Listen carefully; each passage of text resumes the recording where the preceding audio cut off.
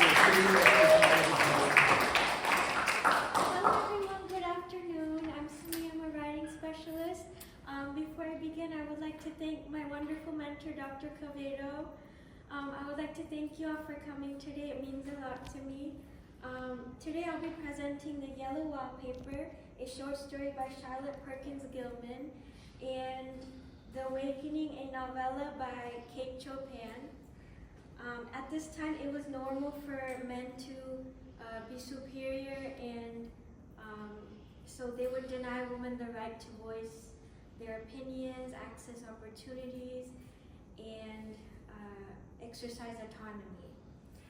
Patriarchy confined women to domestic duties, which made them feel like they're being stereotyped as weak, naive, or childlike. Dr. Cavedo, next slide, please. So as you can see, this picture right here, this is The Scream by Edward Monk. It was in the same time period, the 1890s, The Yellow Wallpaper, which was in 1892, and The Awakening, which was in 1899. So they're all near the same, decade. It's an expressionist painting, and it was painted. It visually represents these stories and conflicts. It shows isolation, fear, dread, horror, and the inability to communicate, which is how women felt at this time. On the other hand, the picture in the middle, as you can see, this is the brain and all the color, all the creativity is coming out. This means that women lost their self-expression and creativity. Next slide, please, Dr. Cavedo. So, naturalism was something these authors focused on, and it was a literary movement first proposed and formulated by French novelist Émile Zola, and it was introduced to America by American novelist Frank Norris. It's a type of fiction or drama in which the characters are presented as products or victims of the environment. They're motivated by strong instinctual drives from within and harassed by social and economic pressures from without. Now, all these authors below, they're all American authors except Émile Zola, which he's not in the picture below. All these authors were in the same decade of naturalism. The first one is Frank Norris, who is also who wrote The Octopus, The Epic of the Wheat, and many more. The next is Stephen Crane. He wrote Maggie, A Girl of the Streets, The Red Badge of Courage, and The Open Bow. The next one is Jack London. He wrote The Call of the Wild and White Fang. The next is Theodore Dreiser. He wrote American Tragedy, Sister Carrie, and The Bulwark. The next one is Charlotte Perkins Gilman, also social reformer, lecturer, feminist, and theorist of the women's movement, and she wrote The Man-Made World, The Yellow Wallpaper, and Woman and the Economics. And the last one is Kate Chopin. She wrote At Fault, The Awakening, Beowulf, and more. Dr. Cavedo, next slide. So this is Charlotte Perkins Gilman, and she's the author of The Yellow Wallpaper. She had postpartum depression when she had her child, Catherine, which resulted in psychosis and suicidal thoughts. She was put on a rest cure, which is the opposite advice from what doctors prescribe today. So the advice that she received from her doctor was to live as domestically life as possible, have your child with you all the time, lie down an hour after each meal, have but 2 hours intellectual life a day, and never touch pen, brush, or pencil as long as you live. So yeah, these two quotes over here, these are from both of the stories, and it talks about how both women are denied outlets for self-expression. In The Yellow Wallpaper, the narrator's husband forbids her from writing or reading, insisting she rest, This brings her madness. So both women's attempts at creative expression are discouraged, which contributes to their disillusionment. Next slide, please, Dr. Okay, so this is the plot summary of the yellow wallpaper. In the yellow wallpaper, the unnamed narrator, possibly Jane, a wife and mother, suffers from postpartum depression and is prescribed a rescue by her husband, who is also her doctor. Isolated in a room with unsettling yellow wallpaper, she becomes increasingly obsessed with it, symbolizing her growing mental illness and feeling of entrapment. Her fixation reflects her struggle for freedom and identity within the confines of her domestic life. Next slide, please, Dr. Cavedo. Now that I showed the summary, let's analyze the story. So we know the narrator in the yellow wallpaper is forced into this room with this hideous wallpaper as part of her rescue.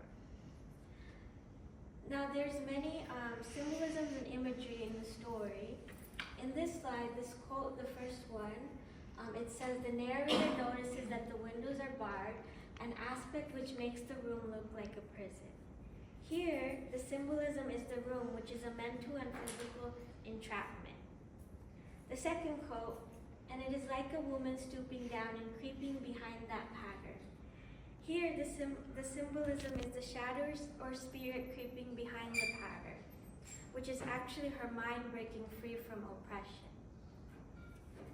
And then the third quote, describing the wallpaper, the color is repellent, almost revolting, a smoldering, unclean yellow, strangely faded by the slow turning sunlight.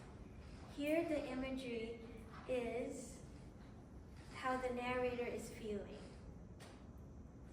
Next slide, please, Dr. Cavedo. So in this slide, this is Kate Chopin. She's the author of The Awakening. She brought to American fiction hard-eyed observations of women and a passion for telling unpleasant truths.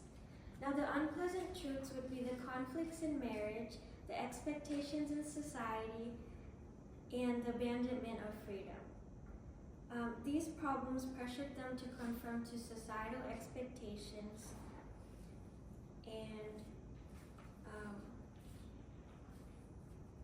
and it gave them trouble to conform to societal expectations. Next slide, please, Dr. Cavedo. This is the plot summary of The Awakening. Edna Pontellier struggles with the restrictive roles of wife and mother in the late 1800s. Feeling trapped by societal expectations, she begins to seek independence and self-discovery, including having an extramarital affair with Robert Lebrun.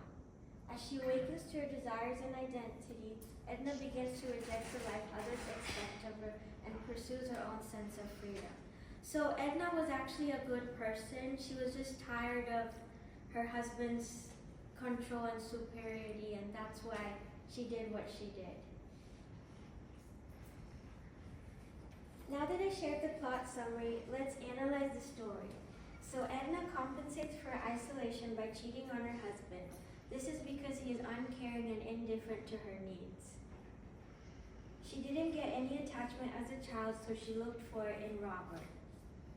Now there are two symbolisms in these two quotes from the story. For instance, in the first one, they could feel the hot breath of the southern night. They could hear the long sweep of the Pira through the glistening moonlit water, the beating of birds' wings rising, startled from among the reeds in the saltwater pools. Here the symbolism is the caged birds. They're a symbol of women's societal expectations and constraints and Edna's desire for liberation. On the other hand, the sea, the voice of the sea speaks to the soul. The sea is a symbol of freedom, independence, and Edna's awakening. Next slide, please, Dr. Cavedo. Okay, so both characters in this story struggle for identity. In the yellow wallpaper, the narrator becomes desperate to maintain sanity, but her actions fragment her identity. She was not able to escape, which led to madness. In the story she says, all those strangled heads and bulbous eyes and waddling fungus growths to strike with derision. I'm getting angry enough to do something desperate. Similarly, in The Awakening, Edna's fragmented identity and isolation lead her to a tragic end. In the end of the story, she goes to the Gulf of Mexico as deep into the water as she can, remembering her childhood. This shows the destructive impact of society's expectations on a woman's self-esteem. So she actually commits suicide in the end of the story. So that's what this quote is saying. She keeps going towards the meadow until like she couldn't go on anymore and she drowns herself. So this is a warning to take care of our mental health before it's too late. Next slide, please, Dr. Cavedo. So both stories explore the damaging effects of the patriarchal systems that constrained women during the 1890s.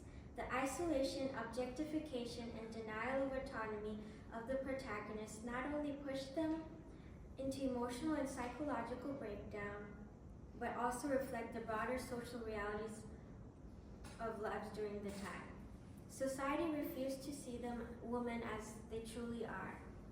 Ultimately, these works shed light on the urgent need for a more inclusive, empowering approach to gender equality and mental health, one that respects women's agency and voice. So, we know that in the yellow wallpaper, the narrator compensates for isolation by peeling off all the paper she could reach. This represents her frustration at her husband's oppressive treatment. And then in the second quote, she says, "I've got out at last," said I, "in spite of you and Jane, and I've pulled off most of the paper so you can't put me back." Here she says she's not going to let her husband dominate her life anymore.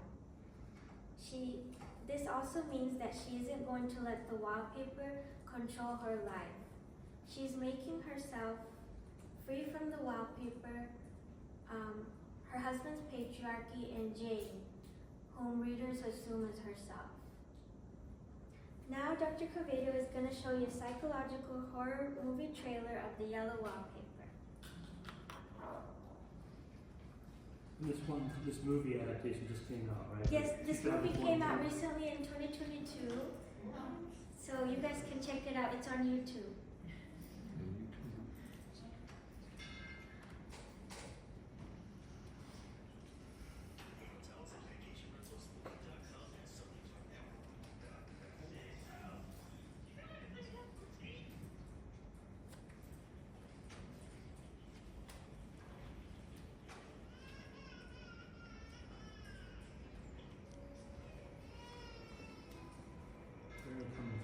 You guys hear that?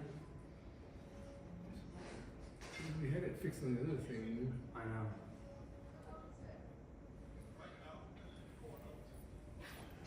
Alright, let's pause it. I think we gotta adjust these audios.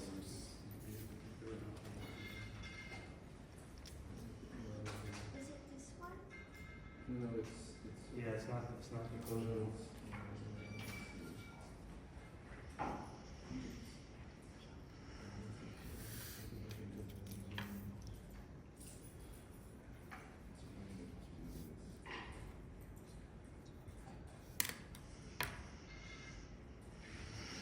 Who touched this the first time? Was it you? No, it's gonna be, I think because it's This on is the one, YouTube. right? Yeah, I think it's because it's on YouTube, Oh, I see. Here, right? It should still be the same output, but it's, what it could be is the fact that, Zoom is broadcasting to that, but the system itself is not broadcasting. So we chose a different output for Zoom. Let me see. Yeah. It's okay. Oh, we can still show it with the logo. Yeah, you can just replay it on the last one.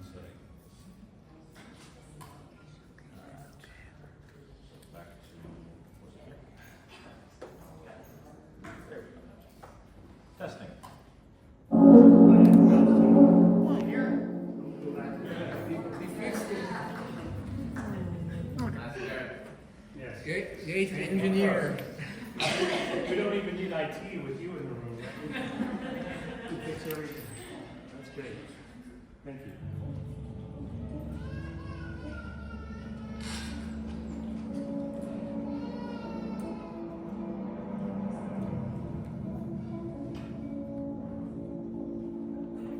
What do you think of it?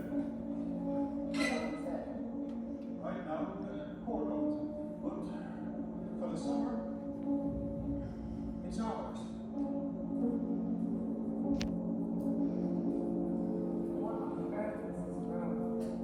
There's a children's nursery, I believe. Maybe we can go over. It's big in there. Windows, one different views. Come.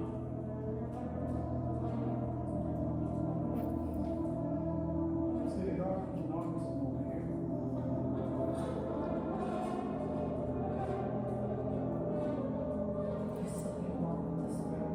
We can't let those folks get away with it.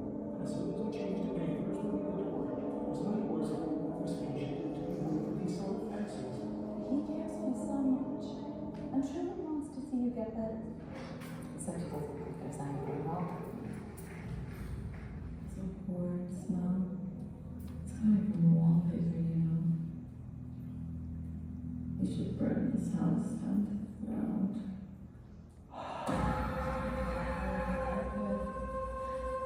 Standing on the floor. He's 16, I believe. Let's pull his head and strangle knots. Oh, this is gross. Just shoot the dirty. I'm getting angry.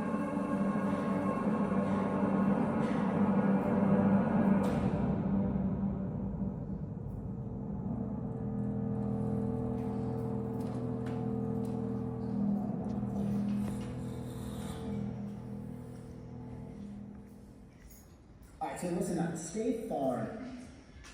And we just have the work side. And then click on her screen. Oh. Oh, you just took it out. That's up the screen straight here.